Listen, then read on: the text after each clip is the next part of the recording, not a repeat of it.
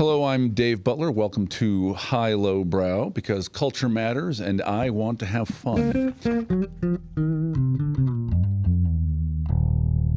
So, over the last few weeks, I've read The Lord of the Rings, and I've come to you in basically thirds to talk about what I read and various things about the book I'd forgotten. Famously, Lord of the Rings has an appendix, which is about another 100 pages. Also, I think this is also well known, the Amazon streaming series Rings of Power, I think, is sometimes thought to have been based on the Silmarillion, which is sort of the Old Testament to the Lord of the Rings' New Testament. It's sort of the big prequel background novel. But that is not actually true. What Amazon got the rights to was the 100 pages of the Appendices in the Lord of the Rings. And I read the Appendices as a child, but I hadn't read them since, probably I was 12 or something. So I went and reread the Appendices, the 100 pages, and a thing I had not previously done, I tried to watch the Rings of Power. So this is what I'm going to talk to you about today. So the Appendices, I'd say I think they're terrific. Let me tell you about some of the things in them that are fun, that are interesting. First of all, what are some of the challenges?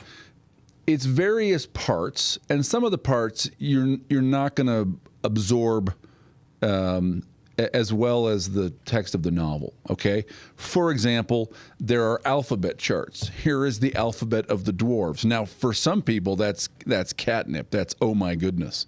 Or there are genealogies. Tolkien makes, at a couple times in the book, he comments on how much hobbits love genealogies. And you've got something like 4, 5, 6 big genealogy charts of hobbits in the back. You've got an analytic history, basically, of Numenor. What is an analytic history? History, properly speaking, is an analysis. So, starting with Herodotus, history is I'm going to describe what happened, and I'm gonna analyze why did this happen? What were the causes of it? And then what were the effects of it? Right? It's not just listing one thing after another. It's an analysis that looks to explain and to add, by that analysis, more information, more understanding. An analytic history, like the Anglo-Saxon Chronicle, okay, and like parts of the Book of Kings read this way too in the Bible, is just year 1, these things happen. Year 2, these things happen. Year 3, these things happen, right? And there's a sort of a compact, condensed, analytic history of Numenor. I actually think there's cool stuff in there, but it doesn't read like a novel, right? But let me tell you some of the great things in here, great reasons to read the Appendices. So the Appendices. So there's a lot of backstory, and some of it's little stuff, okay? So, for example, we read that a couple times in its history, Gondor was invaded by hordes of men from the east. Once they are wagon riders, which is, by the way, interesting in itself, right? Tolkien's an experienced historian, and he writes about different kinds of people, little primitive peoples like the Druidan, the Woodwoses living in the forest who seem to travel by foot, or the Rohirrim are mounted, and we have great shipbuilding civilizations, and we have, as we in fact had in Eurasia, we have a wagon riding civilization. There's another civilization that invades by coming in great rafts down the Anduin to attack Gondor. And I think it's specifically the wagon riders who are, when they're defeated, they're chased back into the eastern plain, and a whole bunch of them die at what becomes the battle marsh on the plains of Dagorlad, right? So where Frodo and Sam and Gollum are marching towards Mordor from Emyn Muil, they're on those sort of rocky ridges, and they cross the marsh, where you recall Frodo falls in the marsh and sees dead faces and dead corpses that want to grab him. These seem to be, at least many of them are, or at least the cause of that battle is the Gondorians driving out the wagon riders. So there's a little bit of history. Or another little bit of kind of backstory is Elrond is presented without comment in the novel as a kind of a bachelor or as a widower, really, right? Because he has his two sons, Elladan and Elrohir, who come down to bring the standard that their sister Arwen, his other child, has woven for Aragorn to him and to go fight with him in the last battles, right? Two sons, he's got a daughter. There, in the novels, there's no mention ever of who the mother of these children is, right? Well, that's actually explained in the appendices. Talks a little bit about Elrond's history and his wife, whose name is Celebrian, and who I say is because she's not dead in the Lord of the Rings, but she's gone. So recall that men are mortal, they die. Elves are immortal, they live forever. They can be killed, but they don't have an immortal soul. So if they're killed, they're really gone. On the other hand, elves have a right to return, like Italians or Jews to the state of Italy and Israel, right? They have a right to return to Valinor, the Undying Lands, which were once separated merely by a sea, but after the fall of Numenor, the sea bent, and so ordinary ships can't sail to the Undying Land, but ships that are permitted may sail from the Grey Havens, and they bear elves, and they also bear ring bearers, and also Gimli, question mark? Maybe we'll talk about that in a minute. West to basically heaven, if you will, like the lands of the Valar, the lands of the gods, right? So Elrond's wife, Celebrian, is kidnapped by orcs. She is tortured. She's poisoned. She's rescued. And, of course, Elrond himself is a great healer, and many of his people are great healers. And she doesn't die, but they can't purge the poisons from her. They can't relieve her constant pain. And so his wife, Celebrian, goes to the Grey Havens and sails to the Undying Lands, right? She's not dead. They're separated, and they're separated for hundreds of years until, by the way, this sort of adds then to knowing this adds to the poignancy of the ending, because Elrond goes to the Grey Havens in the end and sails west, and what he is sailing west to do is to rejoin his wife, who presumably has been healed and has been waiting in the Undying Lands. So fun kind of little bit of backstory there. You also get the appendices explain the maps, because you had a lot of names on the maps that are never explained. Like over east of the Misty Mountains, there's just the name Rovanian. What is that? Turns out that's the name of that sort of region. Okay, Eriador is the region west of the Misty Mountains, but east of the Blue Mountains.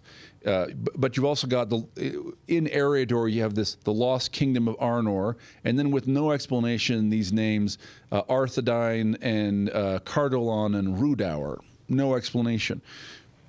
What are they? Well, you get in the appendices let's talk about the annalistic history. What is it? It's the history of Numenor, first of all. So the Silmarillion talks about that's a whole other book that talks about the First Age. It's mostly a story of elves, although there are men. Interestingly, in Tolkien stories, the origin of men is not explained. Men come out of the east fleeing something terrible that's never explained. Super interesting because of course this is Earth, and God places a garden eastward in Eden, and so men seem to be fleeing out of their experience with the fall, right? It's never stated, but that seems to be the implication. So the Silmarillion's about elves and men in the First Age. Numenor is a power that is created because some men fight with, meaning on the side of the elves against Morgoth, who is sort of the evil god, in the First Age, and they are given the island realm of Numenor, which is between Middle Earth and the lands of the Valinor, and so we get the history of Numenor here in the appendix. And by the way, there's interesting backstory there that doesn't really come up in the novels, but is interesting backstory. I love the sort of stories about Ar-Pharazôn, or Ar-Pharazôn probably, who is a king so great that he goes and defeats Sauron, but then he makes the mistake of not destroying him, of pitying him and letting him continue, right? And then he makes a much bigger mistake because he is haunted by the notion of his own death, and decides the way to solve this is to conquer the Undying Lands. So he takes a fleet and he sails to Valinor, but the minute they set foot on the Undying Lands, the land of the gods, Valinor, Numenor is destroyed. It sinks beneath the waves, and this is where the sea bends, so human ships, mortal ships, can no longer reach the Undying Lands. Ar-Pharazôn and his fleet are destroyed, right? But their colonies on Middle-earth survive, and so we get a history of a brief, compact history of Numenor, and then we get a history of Gondor and its kings, and we also get a history of after the kings, the stewards, and we get a history about Arnor, which is the kingdom in the north, right? And they're both they're sister kingdoms. Arnor first breaks into three. At one point you get a king who has three sons, and he divides his kingdom, and that's what Arthedain, or probably Arthedain, Rhudaur, and Cardolan are. On the map, never explained, is they're the kingdoms of these three sons, right? And so these sort of three smaller kingdoms continue, and they're separately destroyed by the head of the Nazgul, the Witch King of Angmar. We get some stories. I think the sort of my favorite is the last of the kings of Arthedain, the last of the kings in Arnor, is named Arvedui, and he is driven in battle up to live with the ice men of Forochel, who are some kind of Sami or Inuit people or someone who live on the big sort of northern shore, the icy bay on the north side of the continent. He's impatient to leave. They warn him that there's too much ice, but he has a ship sent, gets in the ship, and his ship is crushed, and he dies frozen in the ice. And that's the last of the Dunedain kings of the north. And Aragorn is descended from him. In fact, there's, again, backstory. It's little bits of backstory. The Arvedui is said to be named by Malbeth the Seer. He's named by a prophet. Malbeth the Seer is in The Lord of the Rings because he has enunciated a prophecy of which Aragorn, and specifically Aragorn's raising the oath breakers in the paths of the dead, is the fulfillment, right?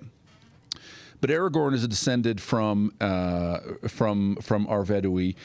In the southern kingdom, the kingly line fails, and you get a line of stewards. Denethor is not a king; he's a placeholder. He's a steward. He rules Gondor, but he rules it as a servant, ostensibly for a king who will return.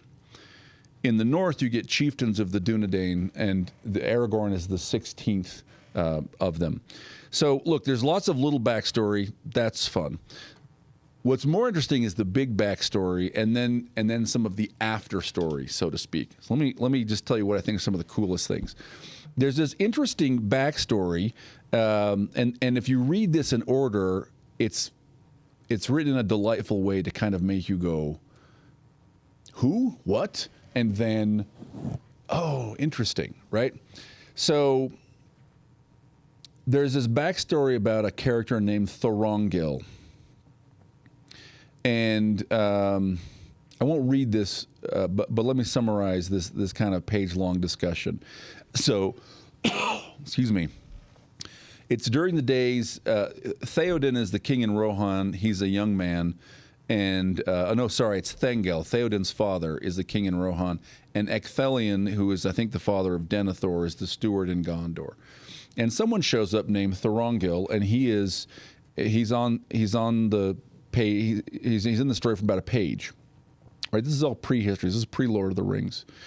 And he serves for a while. He comes to Ecthelion, comes to Gondor from Rohan, where he had served the king Thendel, but he wasn't one of the Rohirrim. He's just a guy who showed up and served with them. He's a great leader of men by land and by sea.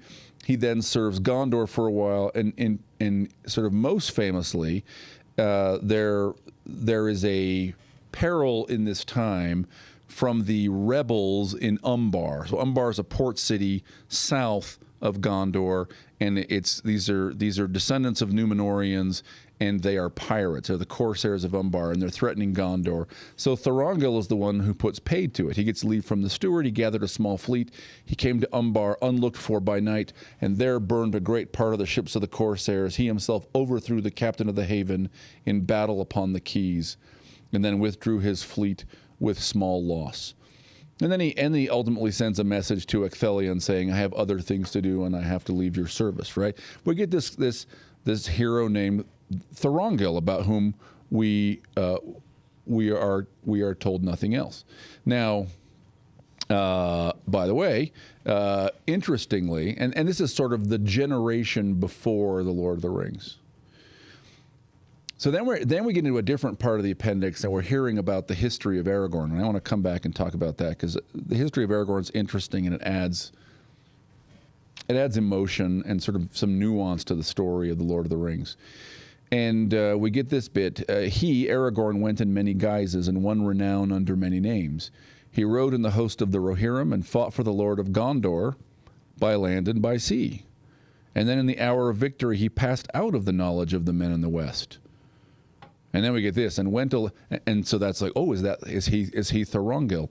And went alone far into the east and deep into the south, exploring the hearts of men, both evil and good, and uncovering the plots and devices of the servants of Sauron. This is all before the Lord of the Rings, right? Is Aragorn Thorongil? Well, you have to go read the sort of year by year calendar to get the answer, which says that in the year 2957 to 2980, so this is over a 23-year period, and it is, 38 years, 37 years before Lord of the Rings starts. It ends 37 years before Lord of the Rings starts. Aragorn undertakes his great journeys and errantries. As Thorongil, he serves in disguise both Thengel of Rohan and Ecthelion II of Gondor. So this is just a little bit of backstory that's not mentioned in the Lord of the Rings. But when Aragorn comes to Rohan, he's been there before. He's fought with the riders of Rohan, right? And many of them won't recognize him because he lives a long time. He's one of the line of the Dunedain kings, and he's vigorous, he's hardy and hale, but he is an old man by ordinary standards during the Lord of the Rings. And in an earlier generation, he fought there and also fought for Gondor. And then, by the way, what does he do when Aragorn raises the dead, the Oathbreakers? He goes back to Umbar. He goes back to the same place where he had a victory as Thorongil, right? And because we see him through the eyes of Eomer first, where the Battle of Pelennor Fields, looks like we're winning. Eowyn has defeated the King of the Nazgul. Oh no, the black ships of Umbar have showed up. The enemy has reinforcements. Moment of despair, and then Aragorn's banner unfurls, right?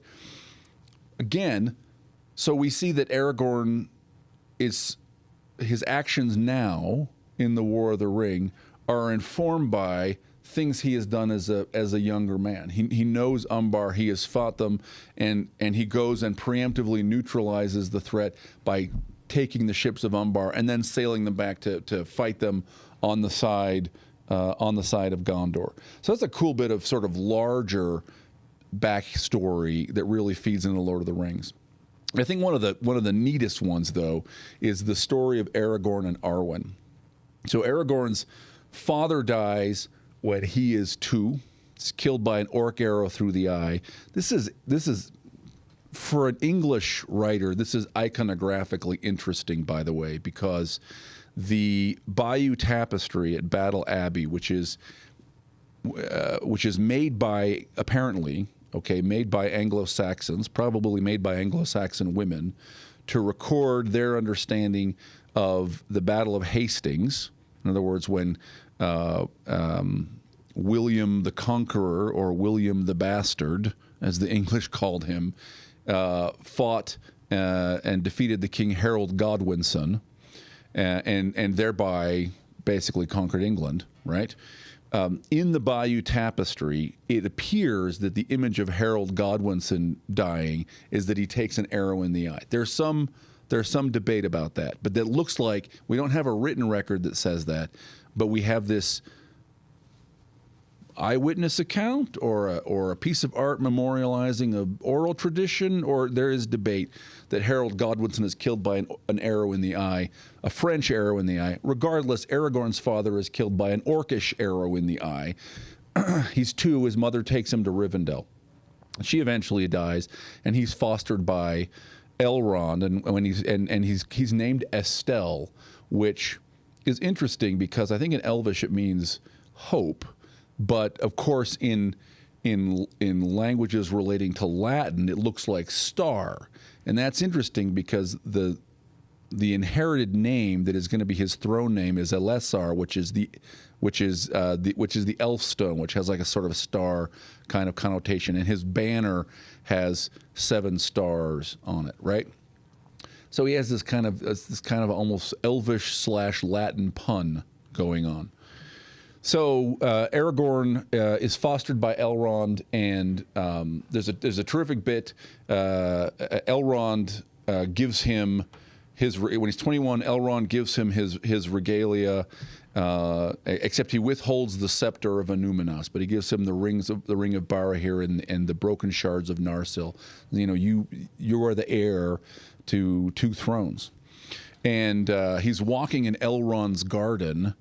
And in fact, he's singing a part of the Lay of Luthien, and he meets for the first time Arwen Undomiel and is struck by her beauty and falls in love. This is Elrond's daughter, right? And this is interesting backstory because, of course, when they're up on Weathertop and Aragorn and the 4 hobbits are up on Weathertop, Aragorn sings part of the Lay of Luthien to the hobbits to try and sort of pass the time and strengthen their morale when they all know the ring wraiths are after them, right? So he meets Arwen, falls in love. Later he and Arwen agree to marry, and I want to come back to that. He asks Elrond for her hand, and Elrond says, and this is part of the backstory, she will marry a man who is the king of Gondor and Arnor both, right? So Aragorn does the traditional thing. He asks the woman's father for her hand in marriage, and he's told, you have to take your thrones back. You have to not only become king, you have to unify the kingdom that's been shattered for hundreds and hundreds of years, right? But it's interesting that Aragorn and Arwen plight their troth to each other at Cairn Amroth, which is a hill in Lothlorien. Why is it interesting? Well, because 2 things happen there. One in the Lord of the Rings, one in the Appendix. One thing is we see Aragorn at Cairn Amroth in Lothlorien, and it's an interesting vision of him, and it's never explained to us. The explanation is in the Appendix. The explanation is that this is where Arwen Undomiel agreed to marry him. So at the hill's foot, the hill is Cairn Amroth, this hill in Lothlorien, Frodo found Aragorn standing still and silent as a tree, but in his hand was a small golden bloom of Eleanor. Fun fact, Sam names his daughter Eleanor after this flower. And a light was in his eyes. He was wrapped in some fair memory, and as Frodo looked at him, he knew that he beheld things as they once had been in this same place. No more explanation than that, but he's remembering Arwen. For the grim years, here's the effect on him, for the grim years were removed from the face of Aragorn, and he seemed clothed in white, a young lord, tall and fair. And he spoke words in the Elvish tongue to one whom Frodo could not see. Arwen Vanimelda Namarie, he said, and then he drew a breath, and returning out of his thought, he looked at Frodo and smiled. Here is the heart of elvendom on earth, he said, and here my heart dwells ever, unless there be a light beyond the dark roads that we still must tread, you and I. Come with me. And taking Frodo's hand in his, he left the hill of Cairn Amroth and came there never again as living man. So this is, you don't need to know that this is where Arwen Undomiel agrees to marry him. Maybe you can even infer it. But the appendices give you this backstory that really sort of just adds dimensions to the story when you read it. Now, by the way, one more thing happens at Caern Amroth, and that is in the appendices, which talk about Aragorn rules, I think, 120 years as King LOTR. Arwen is his queen. And in the end, and this is almost sort of magical realism, but it appears to be within both their power to do this.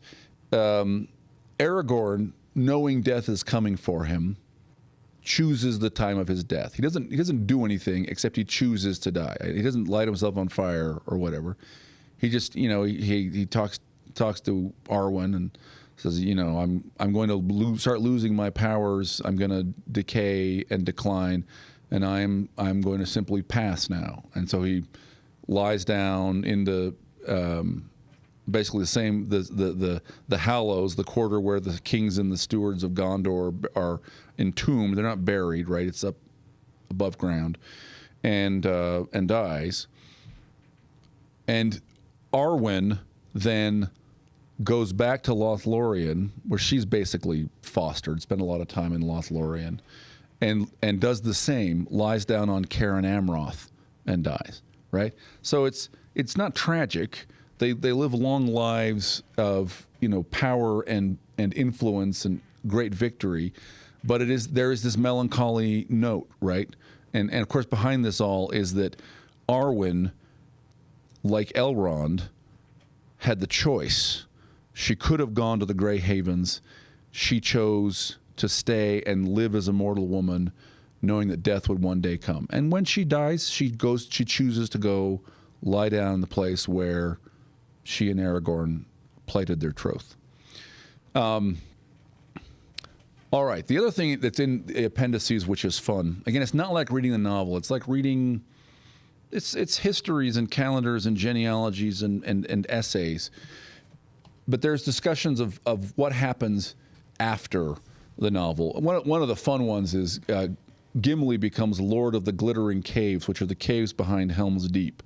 When they're at Helm's Deep, he gets very impressed with the caves, and he brings dwarves back, and he builds for Gondor and Rohan and becomes a dwarf lord. And there's a note that sort of it is said. Maybe it happened, maybe it didn't, but it's said that Gimli, that when Legolas sailed west from the Grey Havens to go back to Valinor, that Gimli was given the extraordinary grace, I think he's the only dwarf ever to do this, to sail with him, right? Because he cannot bear to not see Galadriel again, who was already gone before them. One last fun thing about post Lord of the Rings stuff, and this is in, I don't know, Appendix B, I guess. There's a later events concerning the memories of the members of the Fellowship of the Ring, and mostly it's the hobbits. It's stuff like, Merry and Pippin and Sam getting married, having children. Sam is elected 7 times mayor of the Shire. His daughter Eleanor becomes I think it's lady in waiting, a maid of honor to Queen Arwen. Meriadoc, called the Magnificent, becomes master of Buckland. Peregrine becomes the Took and the Thane. King LOTR makes the Thane the master, which is Merry, and the mayor, which is Sam, counselors for the North Kingdom, right? So it's just a fun, kind of happily ever after sort of moment that is a nice way to cap off reading the book. So much for the appendix. Again, some of it will feel dry if you have not read analytic history before. If you find yourself bogged down in the Númenórean history, go read the essay about Aragorn and Arwen. Okay, go read the events after the Lord of the Rings. Some of this is a little harder to read. Some of it's quite easy and delightful. Now, Amazon made this show. I had not watched it. I did not watch it because I heard bad things about it. Let me start by confessing the 2 bad things I heard about it that made me go, ooh, I don't think I want to see it. One was that it was pandering, that it was sort of race pandering. And in particular, I remember seeing pictures of black hobbits, right? And The other is people did not like the character of Galadriel. So I went into this, and I was not sure why necessarily they didn't like Galadriel, but I went into this going, okay, there's going to be like black hobbits, and maybe Galadriel's unlikable, but I'm going to give it a try. Right? I'm going to try to like it. And I made it almost to the end of episode 3 before I gave up. Now, if you like this, wonderful. That is great. You shouldn't listen to anything else I'm going to say. And I'm not going to go hard at the Rings of Power. That's not me. That's not really the tenor of this channel. I want to tell you things I like. Let me start by telling you things I liked about Rings of Power. It does race pander, by the way. Like, there are black hobbits, there's a black elf, there's a black dwarf. The Queen of Numenor looks like she's black. Fine. I understand that. Fine. In fact, one of my favorite characters by the end of episode 3 was the wife of Durin. I forget her name, maybe Disa or something like this. Mrs. Durin, who in fact was the black dwarf, right? And she also, however, had a wonderful sort of big, breezy, embracing personality and a lot of on-screen charm. And I thought, you know, if I have to watch a dwarf, I'd rather watch Mrs. Durin than Durin in all these scenes. I found Durin pretty grating. No offense, whoever played Durin. I'm sure it's the direction. So I actually liked Mrs. Durin. Some of the little details I liked. There's a scene early on where we're sort of seeing that things are not right, right? There's a blight in the land. There's something wrong. And one of the scenes is someone's trying to milk a cow and like tar comes out of the cow's udder. That is sort of gross. It's a little bit kind of Lovecraftian, like a little kind of a horror movie sort of image. It's pretty effective. I liked it. There's also a bit where a character that I am pretty sure has to be Gandalf can't talk. He can't talk, and he seems like an idiot, which is actually a real problem. And it seems like his magical power is sort of born out of just his will. Like he can just do things from his will, sort of chaotically, given that he's an idiot. All of which is a problem. That just does not jibe at all with Gandalf. But nevertheless, there's a scene I quite liked, right? Probably just because of the stuff that Dave, like. But he's trying to, he's looking for a constellation. There's a constellation in the sky that's supposed to help him find his way. And by his wizardly will, right, idiot though he be, he makes fireflies sort of arrange themselves in the constellation. I thought that was a cool scene. I liked that. I also liked, and this is just sort of kudos to the digital artistry and the conceptual artists, which I think some of them might even have been some of the same people that worked with Witta and Peter Jackson on the original trilogy. But like the sort of, and a lot of this is probably digital, but like the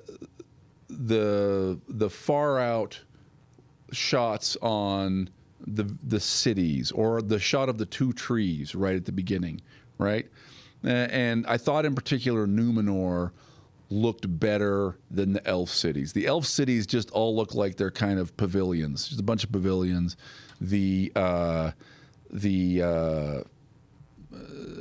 looked like it was a city you might actually be able to live in. So that's some of the stuff that really worked for me. There are some things that really didn't. So one of them is that elves, man, these are not Tolkien's elves. They are not Tolkien's elves.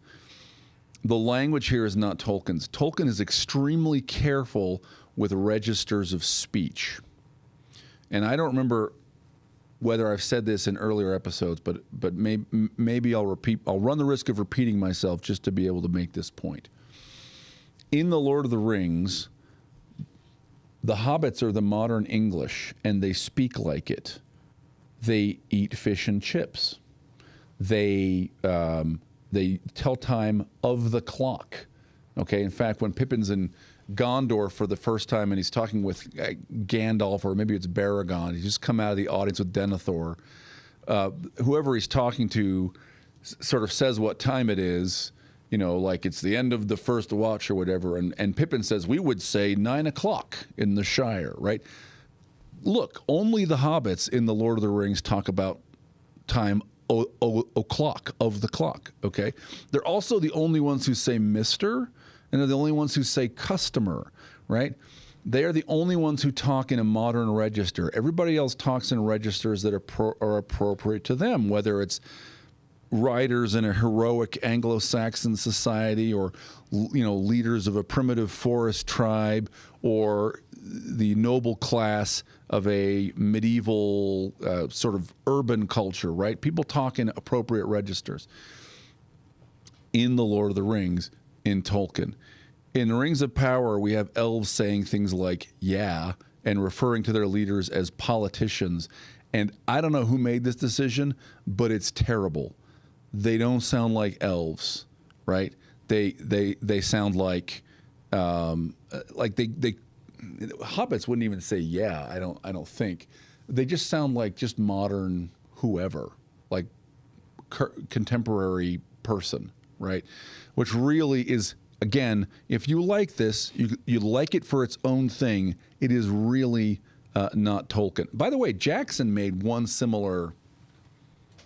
There's a line that some people really love in, and I think it's in Return of the King. It might be in the end of Two Towers, which is pure Jackson, which is a fun line. It gets applause. People make comments about it online, right? But it is very non-Tolkien, okay?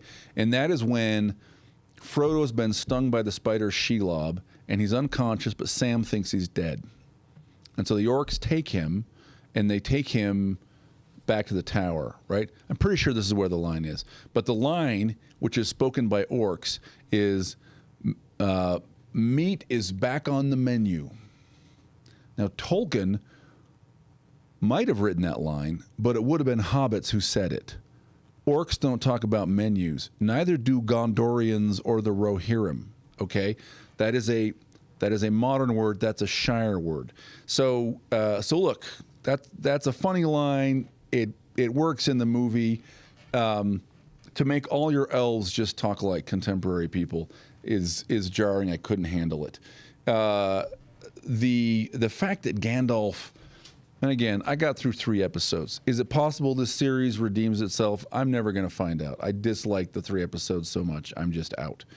Look, Gandalf is fundamentally an angel. He's a heavenly being. He is sent from Valinor. But he's also a learned person. He's a wizard. Wizard comes from the same roots as the words wit and wise. Okay, a wizard is somebody who knows things. His power comes from knowledge and from esoteric knowledge. When he confronts the Balrog, right, he says, I am the keeper of the secret flame of Anor, right? His power is not some kind of, it's not like being an X-Man. It's not like being a mutant and just being able to impose your will on the world. It's lore. It's knowledge. So to have Gandalf land, now, by the way, it's possible I'm totally misinterpreting this, and that the naked guy, he's not naked, he's wearing breeches. The guy who lands on a meteorite, which leaves a crater that looks like fire but is not hot to the touch, and can't talk but can make things happen. I'm pretty sure that's supposed to be Gandalf. Except that would never be Gandalf. Gandalf's power comes from his knowledge. It's not his ability to just impose his will on the world. So I kind of like those scenes as I was ranking them, near the end of episode 3. What do I most want to see? More Mrs. Durin. I'm okay with more idiot Gandalf, right? Everything else, and then Galadriel at the bottom. They really, I don't think this is to blame. This is to be laid at the feet of the actress who played Galadriel, right? I think she's given a script, but she's given a script in which Galadriel is impetuous. She's reckless to the point of getting a bunch of her warriors killed. Let us remember, an elf death is really tragic because elves don't have an afterlife. So she just blights out, permanently destroys a whole bunch of her warriors for her own cocksure ambition that she can find Sauron chasing around this sort of trident mark, right? She's headstrong, she's impetuous, she is unlikable. I could not stand it. The sort of some just real bizarre stuff. Now the scene where she's, first of all, okay, the idea that we don't like Galadriel, she's kind of a problem. You know what? Let's, as a reward, send her off to Valinor. This is very weird. This is a very bogus, non-Tolkien creation. That's going to heaven, right? So, we want to get rid of her because she's politically inconvenient. We'll just vote her a prize. She gets to go to heaven. That's the same thing that like Elrond gets at the end of his, long life, thousands of years of fighting the enemy, right? So like that's a stupid idea. Now, Numenor is in the setting, so the world hasn't been bent. Numenor is an island. It's out there, and Valinor, the Undying Lands, are on the same globe. You can sail to them, okay? Fine. But the bit where she gets all the way there, so she gets across an ocean, right? And she sees the light of the two trees, and the camera's getting all, whoa, and everybody, we got to hold hands, here we are. And she decides she doesn't want it. And so what she does is, why? Because she wants to kill Sauron to get revenge for the death of her brother. So she just jumps in the ocean to swim. I found that just such cockamamie nonsense plotting. I think that was in episode 2. Maybe it was the end of episode 1. I found it very difficult to even start episode 3, right?